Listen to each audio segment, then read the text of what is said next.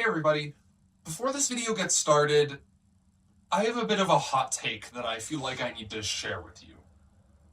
It's been a hard process for me to get this sort of in a way that I can say it without getting the internet to crucify me, but here it goes. I like Fallout New Vegas. Why would you say something so controversial yet so brave? Fallout New Vegas is good for a whole host of reasons that I could probably talk about in another video, but one of the things that immediately sticks out when you compare Fallout New Vegas to its contemporaries is the setting. There's something about apocalyptic media that takes place in the desert that blows other apocalyptic settings out of the water, in my opinion. The heat, the scarcity, the ambience of it, it works just as well in New Vegas as it did in Fallout 1 and 2. But, on top of being a good climate to have an apocalypse story take place in, Vegas in particular is a really fun setting. Post-apocalypse stories work because when you strip everything away that we take for granted, like government or the idea of civil society, you can explore the deeper, more baseline instincts of humanity. And so then it follows that there is no better place to communicate the theme of the darker nature of humanity than in the world capital of vice. It's no wonder then why Fallout Nevada, a Russian-made mod for Fallout 2, reuses the setting, along with reusing Reno from Fallout 2, another location known for its casinos and debauchery. These locations work wonderfully for this theme, and work wonderfully for this mod, because if there's one word that I could use to describe Fallout Nevada, it would indeed be dark.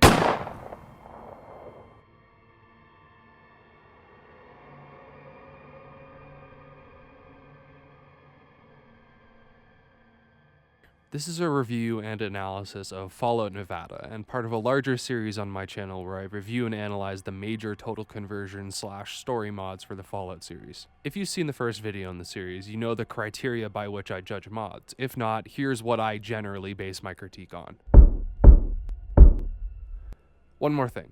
I want to clarify something about the name of this mod. I'm pretty sure directly translated it's called Fallout of Nevada, but in English I hear it switched between Fallout of Nevada and just Fallout Nevada all the time. So I'm just going to be calling it Fallout Nevada because it's one less word to say, but I do recognize that technically it is called Fallout of Nevada. The mod takes place before the events of Fallout 1 in what's left of Nevada and Utah. You play as a resident of Vault 8, what would eventually become Vault City in Fallout 2. This mod, just like 1.5 Resurrection, involves an amnesiac plot, and everything I said about the amnesia in that mod is present here. While it is cliché, it works in creating intrigue and motivation to figure out what's going on regarding you, your history, and what it means for the events currently happening. I will be going into more detail on that later, but for now, let's talk about the mod's presentation. When I talked about Fallout 1.5, I mentioned that the mod's presentation was near identical to the presentation of the original two games due to the reuse of assets, music, etc. This worked for the mod because it was their goal to imitate the first two games very, very closely. This is not the case for Nevada. Nevada, while retaining the setting and a few themes from the originals, is in a lot of ways its own beast. Playing 1.5 and then hopping into Nevada was actually quite shocking for me.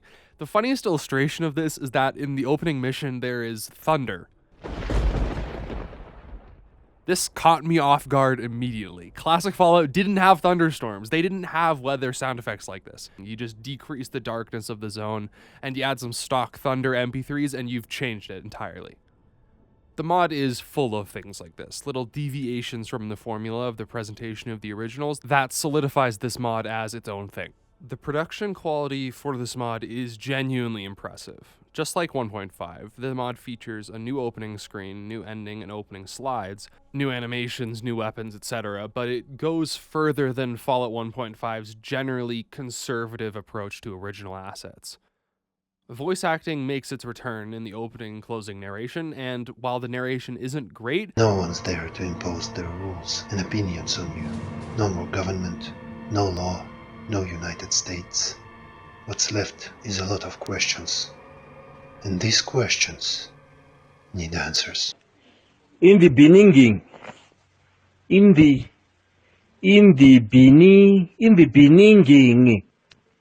yeah. I'm glad it's there. I assume it sounds better in the language it was written in, but I don't know for that for sure, so don't quote me. Talking heads are back. They're different. You can tell that they were made using different methods than the talking heads in the originals were, but for the most part, they're a good addition and can sometimes enhance the more personal aspects of dialogue. There are a ton of new assets, and they all look stunning. The visuals in this mod definitely rival the visuals of the original games, and they really reveal the visual quality that this engine is capable of, despite it being so old. In terms of presentation, the aspect that impresses me the most about Fallout Nevada is the location design and the music. A large portion of Fallout Nevada's locations are representations of locations in real life like Cheyenne, Reno, Vegas, Salt Lake City, and Hawthorne. Even Area 51 is present, a location that was cut from Fallout 2. And the signs in Area 51 mirror the signs in real life one for one. That is the level of detail that we're dealing with here. The zones are much more populated than the zones of the originals, with at least twice the NPCs in each location, even if most of them are just filler NPCs set to walk around and repeat the same lines over and over again. Even the menus are changed. Fallout Nevada is so stylish, and I love it. The environments and locations are quite varied, and most of them are paired with original tracks like the one you're hearing right now. Fallout Nevada reuses many tracks from Fallout 1, 2, and I'm pretty sure New Vegas as well, but it has a wealth of original compositions that fit the atmosphere of the areas they're placed in perfectly. They blend well enough with the old songs that they could be mistaken for tracks from those games, but they're totally new, unique, and great. The biggest standout track for me is the world map music. It's just so good. It rivals My Chrysalis Highwayman. I could listen to this all on the bus or something. It's just, listen to it.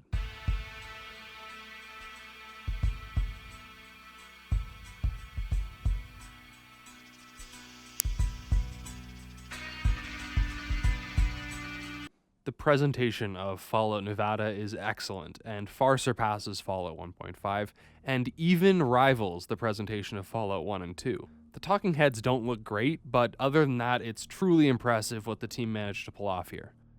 The visual and audio quality contribute to the feeling of this being a world totally unique to itself, but also one that's worth exploring and having a good time in. This feeling is enhanced by Fallout Nevada's contributions to gameplay.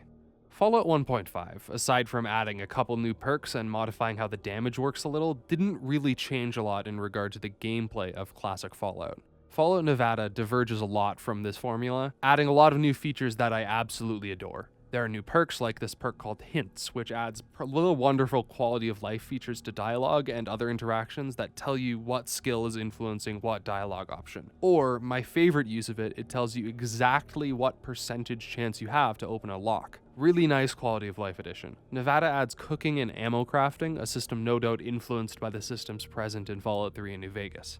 This system gives use to a lot of the food items and junk items in the classic games that, for me at least, served very little use.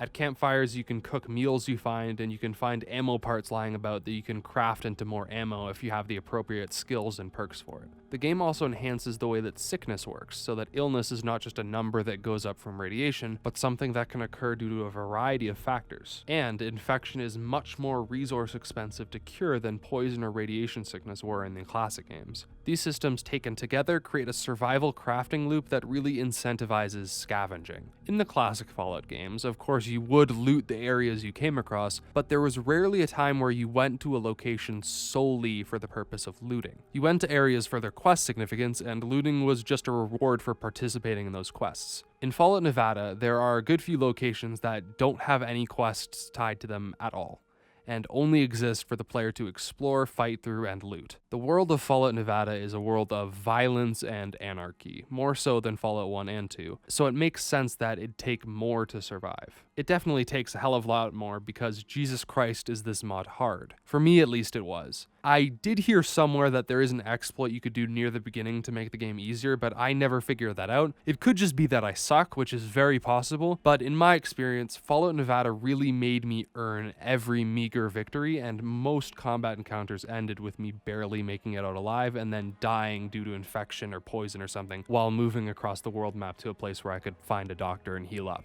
Every classic Fallout player knows the dread of hitting a random encounter at low health or low level, but here it's amplified because the game is even harder and, crucially, you're alone.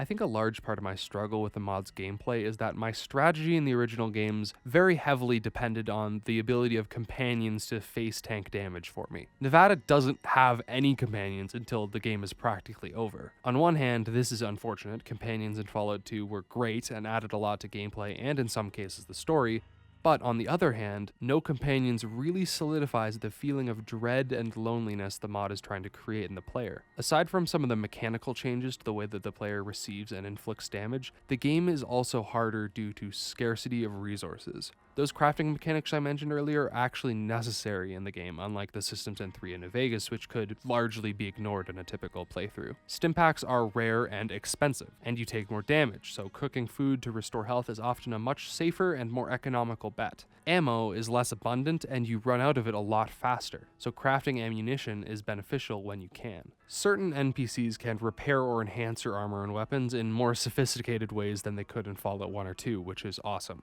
Oh, and I love what this game does with power armor. In the classic games, power armor is overpowered. This shouldn't be controversial. Once you get power armor in Fallout 1 or 2, until you start fighting people with power armor, you're genuinely unstoppable. Power armor is a walking tank, and it feels like it. This is somewhat balanced by the fact that in a typical playthrough of Fallout 1 or 2, it takes the player until at least the mid to late game to get access to it, and once the player does, they're faced with much tougher enemies, being super mutants and Enclave soldiers in Fallout 1 and 2 respectively. The problem with this is that it's not actually that hard to get your hands on power armor in the early game. In Fallout 1, it takes a quest and decently high skill check, and in Fallout 2, you can run straight from Arroyo to Navarro with 0 skills of any kind and get a suit of Mark II completely uncontested. This isn't how the game is meant to be played, of course, but the games have been out for long enough that this information isn't exactly secret. People who will play obscure Russian total conversion mods for Fallout 2 will know what a Navarro run is. They'll know what builds are good, etc. In response to that, the Nevada devs said, no, fuck you. Bitch. The game's way harder in literally every way. You'll probably struggle in combat even if your build is perfect, and if you want power armor, you'll have to build it yourself, dickhead. Find the parts and build it if you're so tough. This is yet another incentive for scavenging, because once you do get power armor, it's just as overpowered as it was in the classics. This is genius game design. You have to work for success in combat, and the difficulty of combat brings you closer to the game's mechanics, its story, and its world. This wasteland is a tough place, and everyone is struggling to get by, and you know that because so are you. You feel like a part of the world, not just because your choices have consequences and the atmosphere is good, but because you're just another person struggling in all the same ways as the people whose problems you're trying to solve. This feeling is also conveyed by the amount of stuff there is to do. Not just quests, of which there are an overwhelming amount, but the smaller stuff. You can arm wrestle this guy here, you can fight this guy in 1-to-1 combat and get your ass whooped to 2 HP with no healing items. If your character is female, you can become a Reno pole dancer. It really isn't quite New Reno if there isn't a way to make your character a sex worker, is it? There are so many things to do outside of the main story, and all of it is consistently quality. Part of me wishes they had implemented a more advanced survival system, at least as an option. Hunger, sleep deprivation, insanity, put in all of it, why the hell not? But even if they didn't go the whole 9 yards of transforming Fallout 2 into a survival game, the aspects of survival games that they did borrow work super well. Aside from the increased difficulty and emphasis on exploration, scavenging, and crafting, the gameplay of Fallout Nevada is similar to that of the classic games. You have a big map full of locations you can explore that each have their own power struggles or moral decisions that must be settled. New Reno gangs are doing the same thing they were doing in Fallout 2, albeit each less experienced or influential than they are in that game. Towns have squabbles over who's suited to lead, economic caravan interests interfere with law and order. This is all nothing new to a Fallout player. It's all done very well. There are a wide breadth of ways to play a character, and there are no shortage of morally gray decisions to be made. This is where my positivity about Fallout Nevada's gameplay ends, though. Let's talk about map design. Fallout 1 and 2's maps are near perfectly designed. In almost any straight line from any major location, you will very shortly find a new location. In Fallout 1, your first quest is to go to Vault 15, but on the linear path to Vault 15, you find Shady Sands.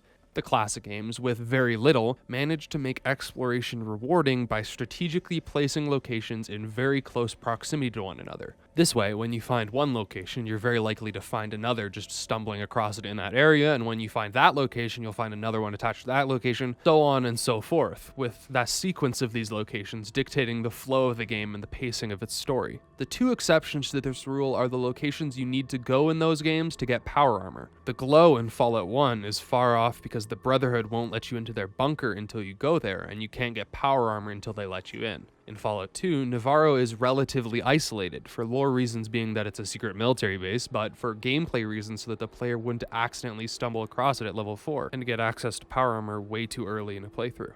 The only circumstances where the games give you a major stretch of empty space are justified insofar as they ensure gameplay balance by limiting the player's access to power armor at early levels. So, this is Fallout 1's map. This is Fallout 2's map. And here is Fallout Nevada's map. What the hell is all this for? Okay, well, I know why it's here. It's here because the game takes place across multiple states, and realistically, it'd take time to travel from Reno to Vegas to Salt Lake City. That would be okay if the map was really populated with locations in the areas in between, if for no other reason than to keep the player busy. But as it stands, this entire middle portion of the map is empty space. If I had to fix it, I would do one thing.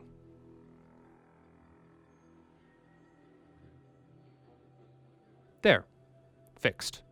But then the map isn't a perfect square. It has to be a... Shut up. No, it doesn't. Gameplay-wise, in most departments, the Nevada team have replicated, improved, and added to the design of the originals with the exception of the map. Before I move on to story, I have to make a brief note on performance, notably how awful it was for me. I don't really understand why this is, but Fallout Nevada probably had more technical issues for me than 1, 2, and 1.5 combined. The game wouldn't let me play in full screen for half my playthrough, so the footage you're seeing is in a frustratingly imperfect aspect ratio, and I got consistent freezes during combat and some slowdown in areas with large numbers of NPCs. Mods are usually pretty unstable, so whatever. Now, let's dive into what Fallout is really about, the story and the writing. The quality of writing in Fallout Nevada parallels the quality shift in Fallout 2's writing. In Fallout 2, the highlights writing-wise were New Reno and Vault City by a wide margin. In Fallout 2, Vault City and New Reno were written to be diametrically opposed. New Reno is the center of vice in Fallout 2, where cutthroat business ruled above all else and where the only law was that might made right. Or if you played the game the path that I did, that right made might made right. Sorry, I had to. In contrast to this, Vault City was this pristine, sterile, authoritarian settlement where all vices were punishable by law. Both settlements were written in such a way that the player was exposed to both the good and the bad of these approaches to civilization, and the contrast between Reno and Vault City served to illustrate one of the game's core thematic struggles. But Fallout 2's other settlements never really reached the peak of Vault City and New Reno, partially due to writing problems, partially, and this was especially the case with the late game area, due to time and budgetary restrictions. All of this is also true of Fallout Nevada. The game begins on a high note, with a particularly intriguing flashback sequence and an introduction to the community you're part of. Vault City isn't what it is in Fallout 2 just yet, but you can sense that something is deeply wrong with this place. The people here all greet you the exact same way, and speak of Vault City as if it were an idyllic utopia that it obviously is not. Most strikingly and concerningly, you find a man and a woman outside the community limits examining each other sexually. I mean examining in the most clinical way possible because they're genuinely unaware of the differences in male and female anatomy, and this is simply an exercise of curiosity for them. This entirely secretive attitude towards sex education obviously can't be good for the minds of the people who live here. Everyone here is under direct control. In contrast, New Reno is the first of the 3 major cities you visit in the mod, and it's a city where the opposite is true.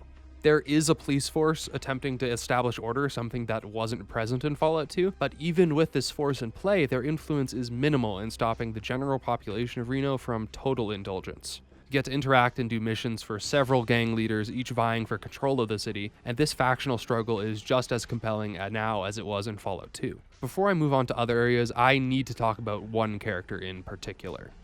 This is Patrick. When you first approach him, he requests that he ask you a series of questions before your conversation continues. These questions caught me a little off guard. This character, out of nowhere, asks you point blank if you believe in God. He asks you what extent you would go to save the lives of others. You see, Patrick is a Mormon missionary from Salt Lake City who chose specifically to go to New Reno because he judged it, rightly, as the settlement with the most people in need. You can help him do a handful of jobs that will allow him to start making his impact more felt in the city, and his character is easily one of my favorites in the entire mod. There's something about a character like this, in a location like this, that makes me sad in a really deep way. Being that optimistic that things can get better, here of all places, is a hard thing to do. Patrick's conviction makes him fascinating. The level of quality in writing is lesser in other areas to varying degrees. Near the beginning of the game, you meet two settlements, and the interplay between Blackrock and the Lovelock tribe is nice, despite some occasionally questionable portrayals of Native American folk. Salt Lake City is serviceable as a settlement, although I wish they leaned a little more into the Mormon angle that made Patrick so excellent. In Salt Lake, they have gallows in the center of town, and when you get there, a man is very dramatically being hanged for stealing an old woman's pie. Soon enough, you catch on that this is a gag hanging put on for show. This is Fallout comedy at its finest. It's dark, it subverts your initial expectations, and it's something that genuinely made me laugh during my playthrough. There's a Nuka-Cola plant here that's still being operated, and there's a railway with a train that you repair as a part of the main quest. Figured out why Vault. boys don't drive lift Trains. very much. Swaps. There's some good variety and things to do here, and the characters are well written enough. It doesn't live up to what Reno had to offer, but it was still good. Vegas, on the other hand, was just disappointing. Just like the Vegas strip of Fallout New Vegas, Vegas in Fallout Nevada reeks of underdevelopment. Vegas has a few interesting characters and groups, and it has a Hard Rock Cafe, which is hilarious, but Vegas proper is no bigger than Shady Sands in Fallout 1. Really disappointing for a location that's this far away from the rest of the game. What makes coming here worthwhile, though, is its proximity to Area 51. The military bases of Fallout Nevada are really spectacular and have a lot of really nice world building and lore you can read up on in computer entries. The atmosphere in these areas is excellent, and it's enhanced by the fact that most of them don't have any quests tied to them, so it's more for exploration purposes. From here on, there will be major spoilers for the main story of the mod. In short, it's really intriguing, but it's poorly paced, and certain translation/writing issues prevent it from being really good. Skip to here for the wrap-up if that's all you need to know. For the majority of the main quest of Fallout Nevada, if you're going in blind, you'll likely have no clue what the hell is going on. This is clearly an intended effect. The story unfolds very much like a spy or conspiracy plot would, with pieces of information slowly being relayed to the player until they actually get the full picture at the end. The key in making this kind of story work is good pacing. If your pacing is too slow, the player will lose interest or motivation before the plot actually gets rolling. The player will think, why am I doing this? Not in a, oh, why am I doing this way, but in a, why am I even wasting my time way. If your plot unfolds too fast, the player doesn't feel the weight of the mystery. Mysteries need points of empty space so that the player can make their own theories and feel the intrigue. If you give the player no time, it may as well not be a mystery plot at all. Mystery plots are hard to pull off, especially in games as open-ended as this. If you hard focus the main quest, I assume the pacing feels a little more natural, but the way most players will play it, Fallout Nevada's mystery doesn't consistently intrigue. There are points of interest throughout the plot that get you really interested, like how off the Vault City residents are, but these moments are few and far in between in a game that took me around the length of Fallout 2 to complete. The plot revolves around two mysteries, the first one being the mystery of the biker. When you wake up with amnesia, you are told that a biker dropped you off at Vault City, but also stole a vital piece of technology for the Vault, so you have to go find him and get answers. This is interesting only insofar as the player has motivation to discover their own identities, because Jay isn't an exceptionally interesting character. He's underdeveloped. Even once you catch up with him, you learn very little about him, his motivations, or his past. There was a huge opportunity with his character to become a foil for the player, or a companion, or something of the like, but you meet him, he gives you the MacGuffin, and the next time you find him, he's lying dead on a surgical table. Once you meet up with Jay and resolve the first major objective, the mystery becomes one of a much grander scale. Basically, you need to find out what the hell is going on. This is a much cooler mystery to start to unpack, but one that ultimately comes too late and moves too fast. Like I said, the bits of foreshadowing they do have are good, but it's not nearly enough for a game that takes this long to truly unpack the circumstances that are occurring. After repairing the train in Salt Lake City, you find a US government vault with the Overseer and Jay dead inside. This vault has some insane ambience and a talking head that I have very mixed feelings about. Talking head is quite literal here. You meet the President of the United States. No, not that one. No, not that one. The translation of the game really begins to fall apart in this late game segment. Either that or the game is translated perfectly and the writing is just bad. I really can't tell. I don't speak Russian. I've only played the game in English. But the dialogue with the antagonist here does seem a little off. He scoffs at your pathetic badassery. I don't know, but the president reveals much of the information concerning this vault, its residents, and its experiment. It also illuminates the whole thing with Vault 8 to a degree. Although, even after beating the game and going through the conversations with these antagonists twice, I still don't have the full picture, I think. There are bits and pieces that could have been explained much more succinctly. From what I could gather, Vault 8 was being used to clone bodies for the members of the United States government to inhabit, as to prolong their lives. I totally could be wrong on the details of that, so if you know the plot of the mod inside out, drop a comment and I'll star it so that other people can get clarification. I think that my confusion partially stems from the underdevelopment of the plot's main characters. Jay, who you're supposed to get a lot of information from, says very little. The president speaks like Gollum from Lord of the Rings if he was translated into Mandarin and then translated back again. 是一个坚韧不拔的纪录片，在香港这座城市的设置。 And this guy, the Reaper of Souls, is a character that I just can't wrap my head around at all. Quite awful dialogue, as I showed before, and I don't really understand his purpose in the plot other than to be a boss. Regardless of the intricacies of the plot not making huge amounts of sense, this vault really upped the what the fuck this is so fucked up feeling that the game's plot overall tries to inspire. Seeing this malformed head in a jar talk nonsensically about the old world and the vault experiments really made me feel the same way I did in Fallout 1. This world is brutal, broken, and dark. Some of the people in it have done irredeemable things. Instead of taking Fallout 1's approach, though, where it contrasts that with the lighter side of humanity and gives you a choice at the end to embrace hope for the world by taking the Master down, Fallout Nevada treats its resolution more like the purging of an infection. After killing the Reaper of Souls, you get a quite hilarious radio scene. Citizen. Citizen. Do you hear me?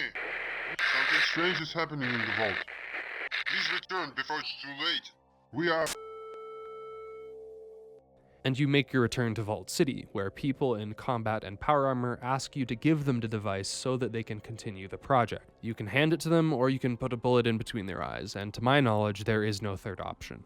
When I made my Fallout 2 video, I had some responses to it that illuminated a new perspective for me. I had my criticisms of Frank Horgan and how you couldn't talk him down, and their response was that, of course you can't talk Horgan down. Frank Horgan is a physical embodiment of what pure dedication to an ideology like the Enclave's does to someone. You can't just convince him to not be what he is, because that's not how this ideology works. It spreads up through you like adrenaline through your blood. It puts people in categories based on level of radiation or skull size or whatever pseudoscientific bullshit they've decided to work with for today. You can't so easily be talked down from this type of worldview as you can be talked down from a rational position on the worth of humanity. So, seeing as these characters are the beginnings of the faction that will create Horgan, I'm okay with not just being able to talk them away. That would be too easy. So instead, you either give them the device and their plan continues, you get an ending in which you just leave and have no idea what happens next, or you kill them and you get an ending where everyone in Vault City sort of just collectively decides to forget the whole cloning thing happened and move on,